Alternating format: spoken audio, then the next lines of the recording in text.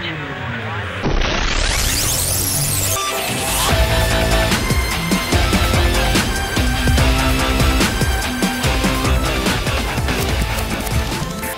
Informatics U is called Selecting and Optimizing Images for the Web. And I'm going to go through 5 main points today that will hopefully help you, at least starting out with choosing the right images, not only for your site, but also for the content in it, the homepage, any of the sections throughout the site. But then beyond that, then optimizing those images for the web. So right away, you want to try to think of images. You don't want to give the wrong impression. You can put any image on your site.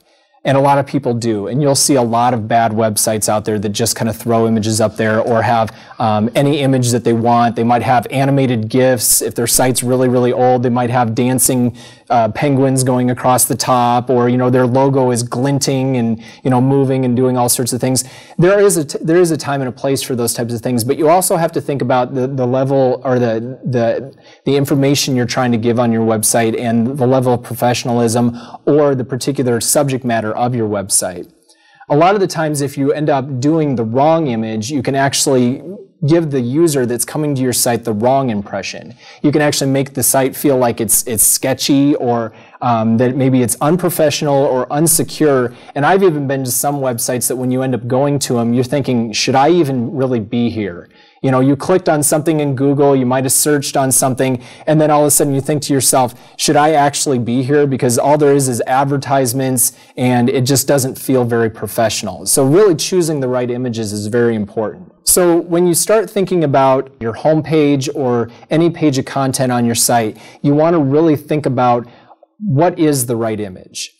And the exercise that you want to go through is, especially if it's a piece of content on your website that say either the About Us or our location or something that goes about a service that you provide for your user, is what is that image that is really going to convey that to the user. And that can be one of many things. Really, you want to think about, does it add the right feeling to that page? I've kind of posted 3 different photos here that could all give a very professional, intellectual, strong feel to a particular page of content. Let's say, the page was all about, a service, a legal service of somebody, wanting to make sure that they're always there for you.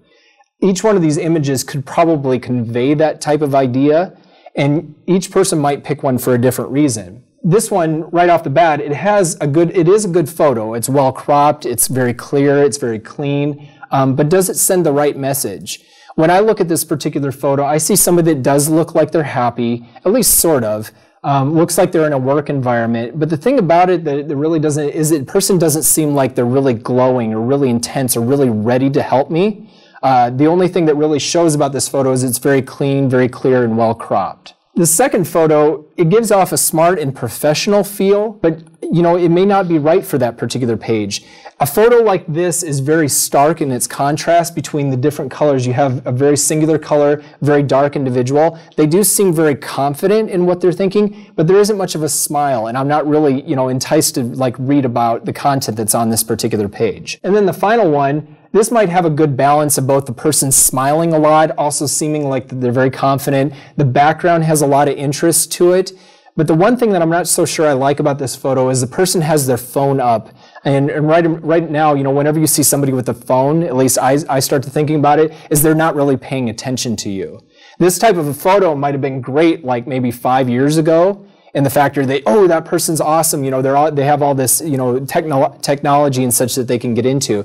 But the problem with that is, right at the moment, is a lot of people think of their phones and they think of them as kind of something where they're not paying attention to what you're saying. So that's why I don't know if I would specifically pick any 3 of these, but they're all very, very good photos. When you choose the right image, there isn't always a premier image that you're going to have to choose. A lot of the times your main sections of your site are going to have the main image that's on the page, and that's the one that really supports the content.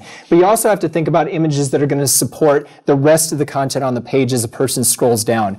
Each one of these 2 different sites has a main premier image, but then it also has very well chosen out images that support the rest of the content throughout the page. So that's something also to keep in mind, is that as you go through your site, picking out one good main image that's really going to be the star, that's going to be the one that everybody's going to see, but also then supporting information along in your site that's only going to help a person scan through the site better. So realistically, what is the point? What is the point of choosing the right image? Or what is the focal point of your image?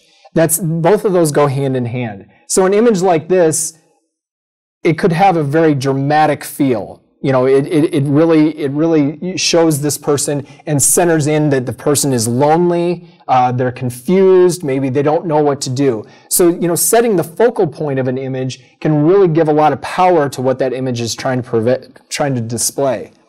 So here's the same image in 3 different croppings. Cropping is very important in the factor that it allows you to dramatically change the subject matter of that picture. So when you look at your photos, always think about cropping them in a way that's really going to help support the content that's on the page.